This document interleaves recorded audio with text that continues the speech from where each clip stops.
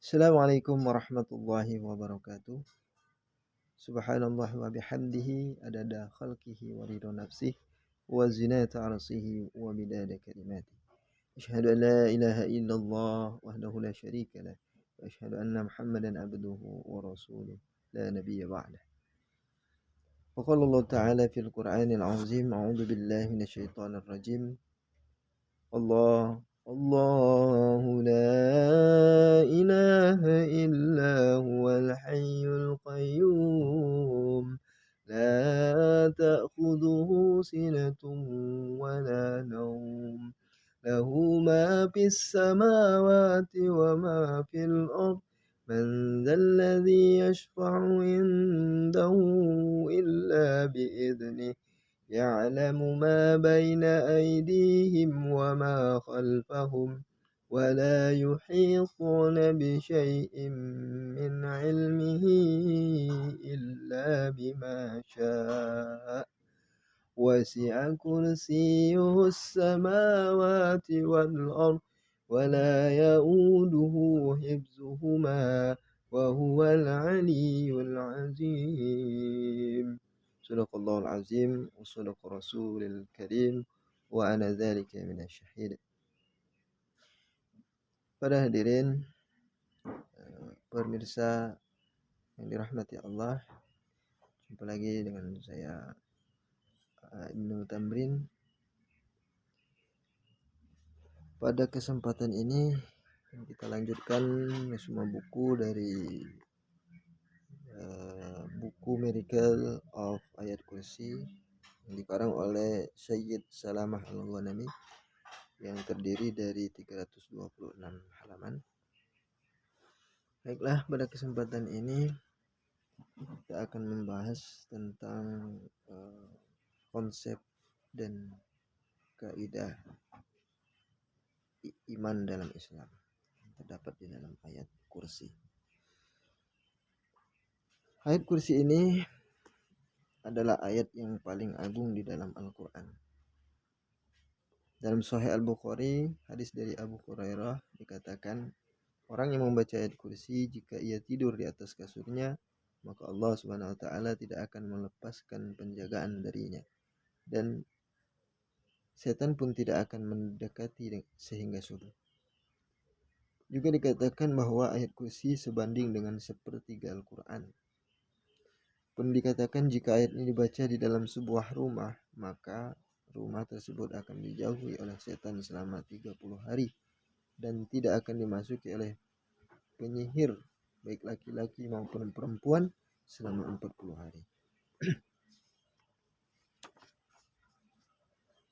Imam Ahmad juga mengatakan, kakekku semoga Allah SWT memberikan rahmat, mengatakan ayat kursi mengandung nama-nama Allah yang tidak terdapat di dalam ayat-ayat lain. Sebab di dalamnya terkandung 17 tempat yang menyebutkan nama Allah SWT. Bagian dari nama-nama itu disebutkan secara jelas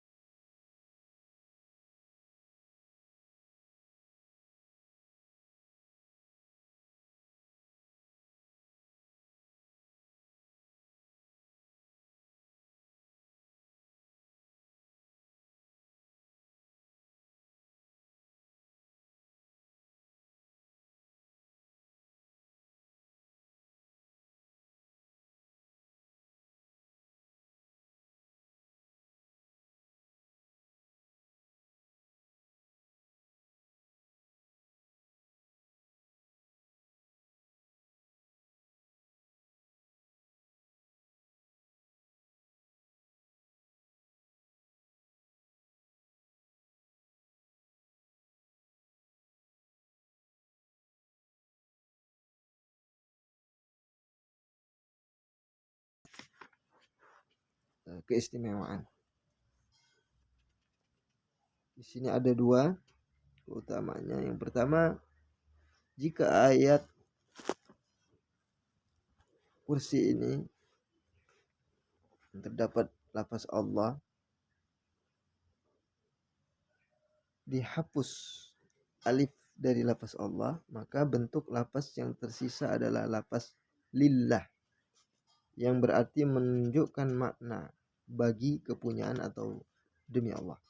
Lafaz ini pun khusus untuk Allah, seperti dalam firman walillahi junudus samawati wal ard, dan kepunyaan Allah lah antara langit dan bumi. Kemudian ada lagi walillahi khazainus samawati wal ard, kepunyaan Allah perbendaharaan langit dan bumi. Jika huruf lam yang ada pada lafaz yang tersisa ini dihapus, maka akan tersisa lafaz lahu yang bermakna kepunyaannya, seperti tercantum dalam firman-Nya, kepunyaannya lah, lahu maqalidu samawati wal ard, kepunyaannya lah kunci-kunci perbendaharaan langit dan bumi. Atau dalam firman-Nya yang lain, lahul mulku wa lahul hamdu, hanya Allah lah yang mampu mempunyai semua kerajaan dan semua pujian. Jika huruf lam yang ada pada lafaz yang tersisa ini dihapus, maka akan tersisa lafaz huwa, yang berarti dia. Lafaz ini juga ditunjukkan oleh Allah dalam firman-Nya, qul huwallahu ahad, katakanlah dialah Allah yang Maha Esa. Atau firman-Nya, wal hayyu la ilaha illahu, ialah yang hidup kekal, tiada Tuhan yang berhak disembah melainkan Dia. Huruf waw yang ada dalam lafaz huwa tersebut adalah huruf tambahan, bukan huruf asli, membentuk kalimat berdasarkan bukti bahwa waw tersebut dihapuskan dalam bentuk musanna berjumlah 2, dan jamak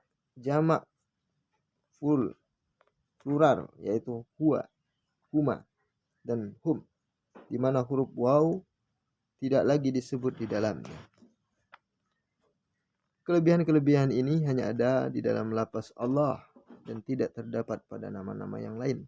Sebagaimana keistimewaan ini terjadi dalam perspektif lafaz bahasa, ia juga terjadi dalam perspektif makna.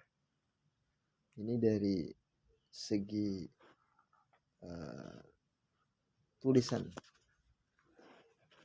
Yang kedua, keistimewaan dari segi penempatan atau penyebutan, di mana kalimat syahadah yang menjadi sebab pindahnya seorang kafir dari kekufurannya menjadi muslim tidak akan terjadi jika di dalam kalimat syahadat tersebut tidak disebutkan lafaz Allah atau diganti dengan lafaz lain. Seandainya seorang kafir mengatakan, saya bersaksi tidak ada Tuhan melainkan Ar-Rahman atau Ar-Rahim atau Al-Malik atau Al-Quddus, maka kalimat tersebut tidak akan mengeluarkannya dari kekufuran dan tidak akan memasukkannya ke dalam Islam. Adapun jika ia mengatakan, aku bersaksi bahwa tiada Tuhan melainkan Allah, maka ia keluar dari kekufuran dan masuk ke dalam Islam.